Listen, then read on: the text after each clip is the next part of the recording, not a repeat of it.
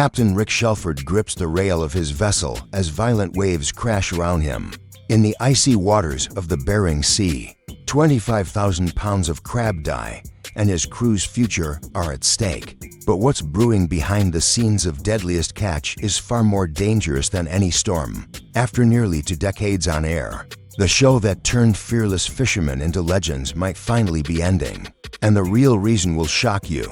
Since its premiere in 2005 on the Discovery Channel, Deadliest Catch has taken viewers deep into one of the world's most treacherous seas.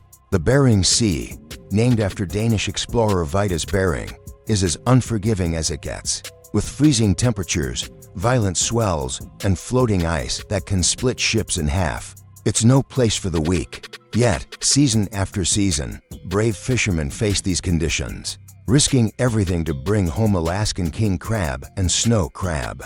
But behind every thrilling episode lies a darker truth, a curse that seems to follow everyone who dares to sail those deadly waters.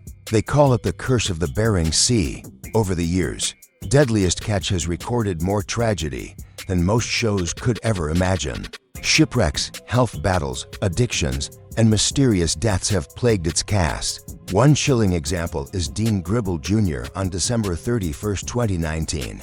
His vessel, the Scandies Rose, struck floating ice and sank within minutes. Out of 7 men aboard, only 2 survived. Gribble and his fellow crewman John Lawler were rescued by the Coast Guard, but the others, including the captain and his son, were never found. The Bering Sea claimed them forever. Among the show's heroes was Scott Campbell Jr., captain of the Seabrook. Born into a family of fishermen, the sea was in his blood. Fans admired his intelligence and determination, but years of grueling work took a toll. Chronic back pain forced him to leave after season 10, a heartbreaking farewell for viewers. For a while, he focused on his company, Cordova Coolers and later Beaver Creek Firewood. Before returning to the show in season 16, he proved that no matter the pain, some fishermen can't stay away from the call of the ocean. Then there's Wild Bill Vitrovsky, the fearless captain of the Summer Bay. Known for his quick thinking and leadership, he became one of the most respected figures on Deadliest Catch. But in 2023, at the end of season 19, he revealed a devastating diagnosis: prostate cancer. Fans were stunned. A man who had survived every storm was suddenly facing his toughest battle yet. By early 2025, Wild Bill announced he was cancer-free, a victory that showed his true spirit. But not all stories end in triumph. Josh Harris, son of the late Captain Phil Harris, once carried his father's legacy aboard the Cornelia Marie. Fans adored the Harris brothers and their bond, and Josh even got his own spin-off, Deadliest Catch: Bloodline. However, in 2022, a disturbing incident from his past resurfaced. When the Discovery Channel learned of it, he was immediately dropped from the series and his spin-off canceled. Another shocking case was Joshua Telwarner, a fisherman who appeared on Deadliest Catch in season 5, unknown to his crewmates. Warner was also a bank robber. While his episodes aired, he continued robbing banks in Oregon before being caught and sentenced to 9 years in prison. His story became one of the wildest scandals in the show's history.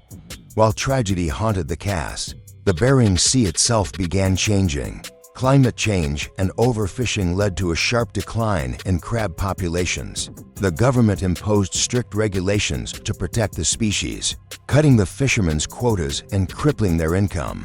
For Deadliest Catch, it was a devastating blow. Without crabs, there's no show. The aging captains like Sig Hansen, who suffered a heart attack in 2018, remind us that time is catching up. Younger generations aren't stepping in, and the cost and danger of crab fishing continue to rise. The future of Deadliest Catch looks uncertain. Still, the legacy of the show endures. Through over 20 seasons, Deadliest Catch has been more than just television. It's a story of courage, loss, and survival against nature's fury. For men like Sig Hansen, Wild Bill, and Scott Campbell Jr., the sea is not just a workplace, it's home. They know the risks, they've lived the pain, but they always return. Because for them, the ocean isn't just danger, it's life itself. Whether or not Deadliest Catch continues, one thing is certain: These fishermen will always be remembered as the true children of the sea, brave, battered, and forever bound to the waters of the Bering Sea.